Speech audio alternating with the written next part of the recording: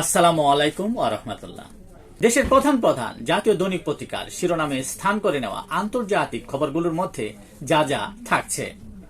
গাজা থেকে ফিলিস্তিনিদের দক্ষিণ সুদানে পাঠাতে চায় ইসরায়েল। গাজা দখলের পরিকল্পনা নিয়ে ইসরায়েলকে তুলোধুনো উত্তর কোরিয়ার।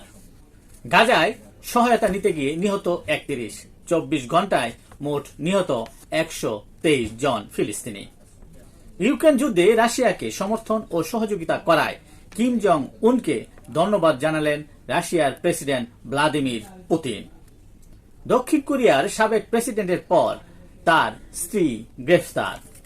পাকিস্তান সীমান্তে উত্তেজনা, ভারতীয় সেনা নিহত।